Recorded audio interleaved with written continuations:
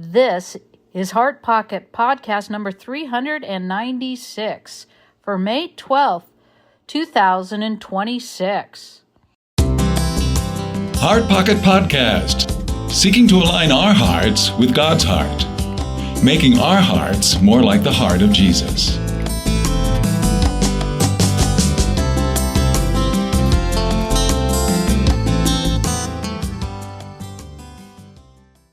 This is the second half of the story from last week.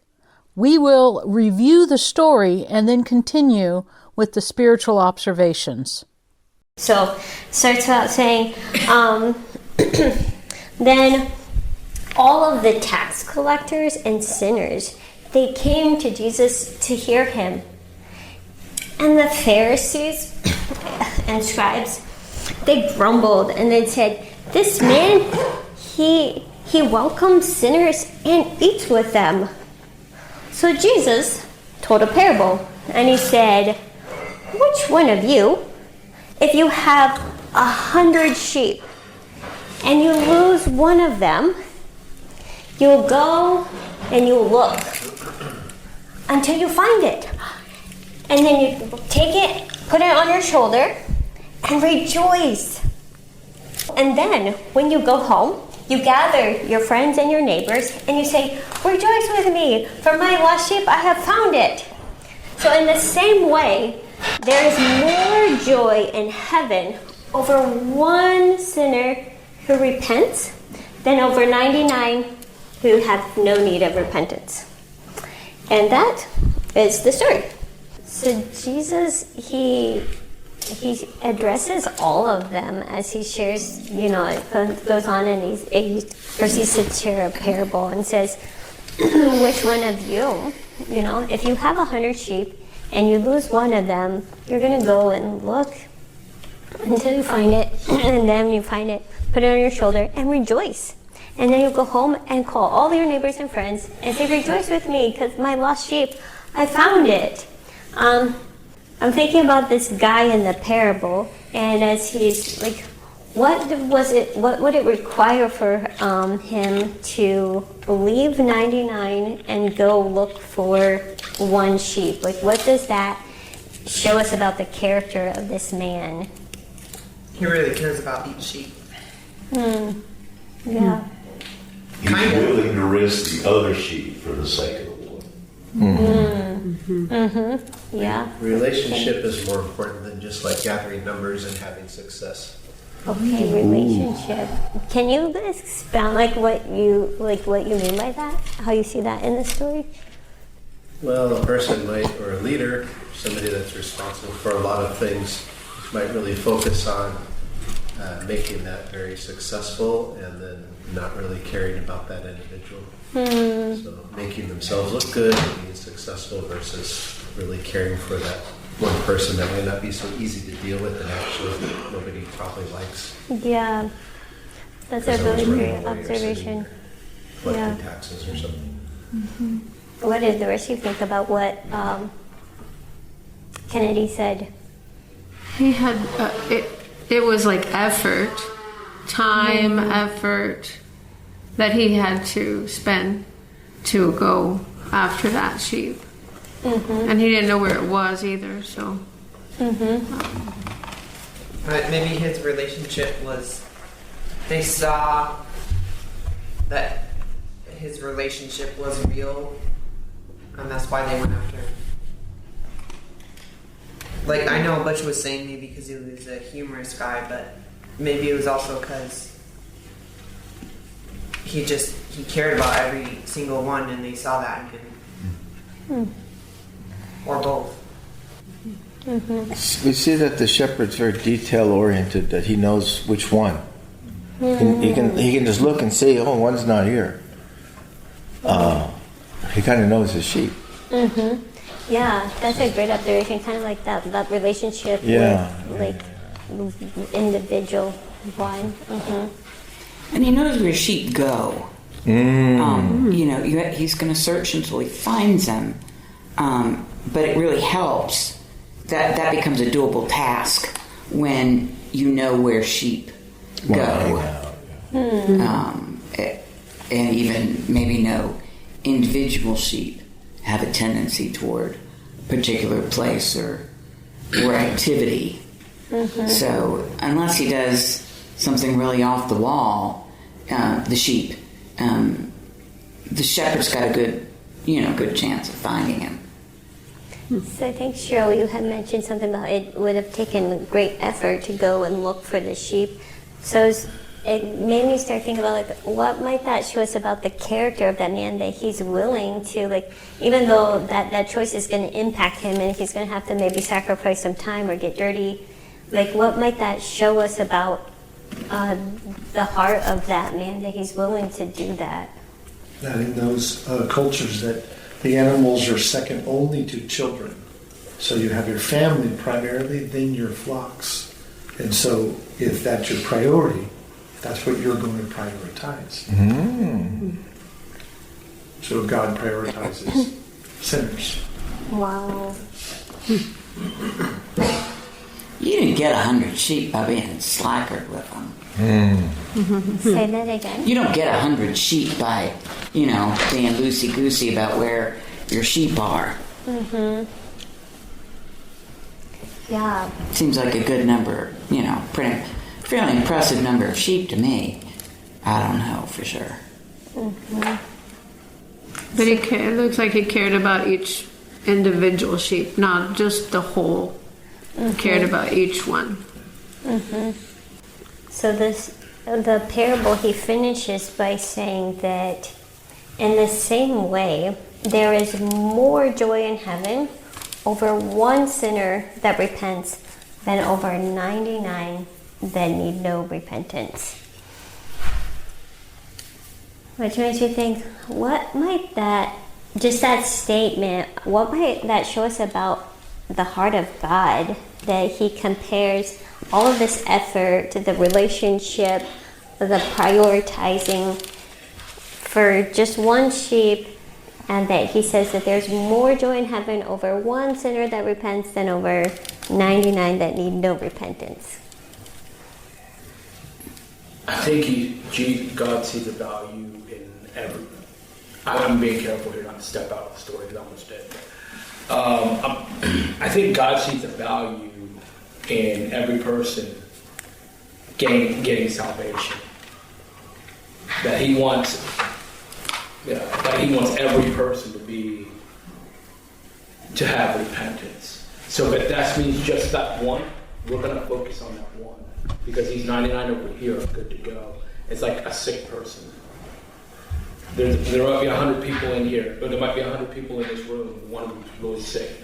We're going to pray, and we're going to put our spiritual efforts, and we're going to pray for this one person. And I think in the same light, that's how God sees a group of people. There's one that needs repentance. I don't know if that makes any sense. Yeah. Look, did you have your... Yeah. Sorry, got sleepy. I'm back. that was me yesterday, don't worry. So the end of the story, as you said, the shepherd, God said there is joy in heaven for one who is repentant. So the first part of the story, the parable, is instructing. So who is the shepherd? Then I'm thinking the loss is, we can blame the loss. He left. He didn't stay in the, how do you call it, where the sheep stay? Pen. Sheep's pen. Yeah, sheep's pen. And he left. Corral. Wandering, and still the shepherd is after him. So as a woman, I cannot understand that. The sheep used to be blamed, but he is still after the one who, now when he came back, there is joy. Wow. So I can see the acknowledgement of the lost sheep to come back that brings joy to the shepherd. The turning point.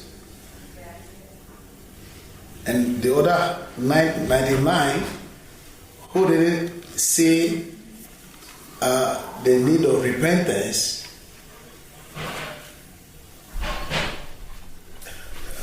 nothing for them. But the one who get lost, who acknowledge and repent, bring joy to the Lord. So I see the turning point of acknowledging yes.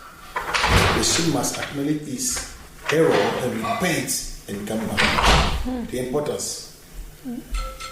You see the importance of just make sure I understand. You understand the importance of the sheep and the repentance of the sheep. Turning point. Acknowledge his error and come back. Well, thank you for sharing. Yeah, I didn't see that aspect of the responsibility of the sheep, because it kind of seems like a lot of the effort is on the shepherd who goes and looks for the sheep. Yeah, but then at the end, it's like there's more joy over one sinner who repents. Yeah.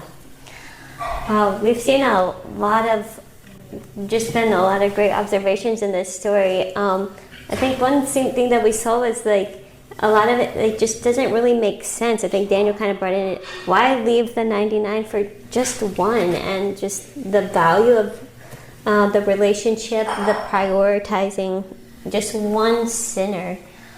And so I was wondering if today,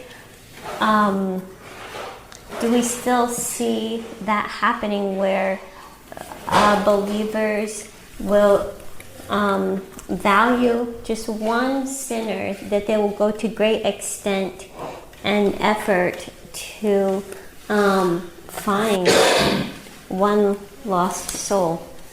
Does that still happen today? So what might that look like today for that to happen?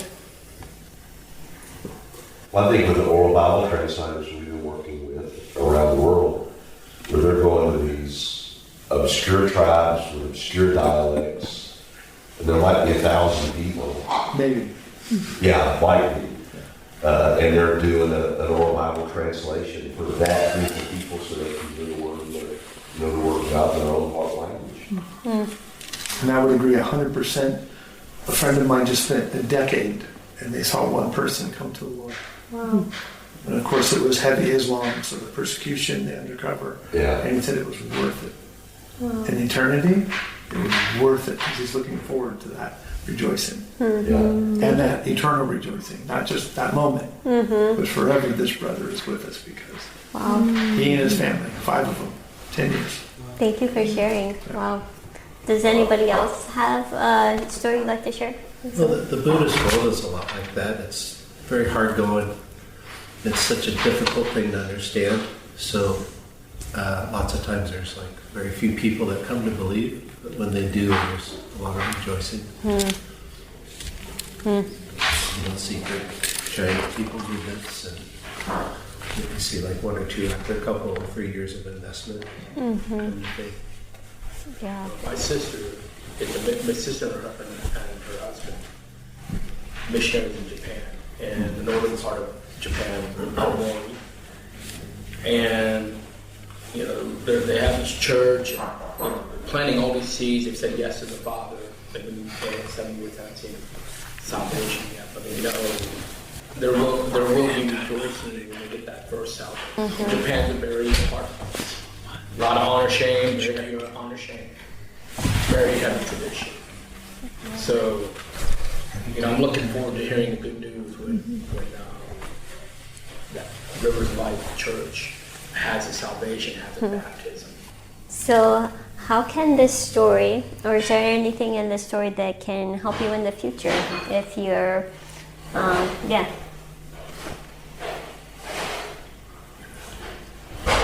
Okay. As I said, in the story, we have 2 responsibilities. The shepherd is after the sheep, and the sheep need to repent. Yeah. I would say it helps us to not look over anyone. And we know that homelessness is very difficult because there's mental instability. It's a living soul. There's the millionaire down the street with everything. It's a living soul. Lord, just show us where you want us to invest, because it doesn't matter how long. Everybody equally is. To God, they're all his sheep. Yeah. Thanks for sharing. Yeah. Let's close in prayer. Dear God, thank you that you are a God that cares for individual people, and it doesn't matter who they are.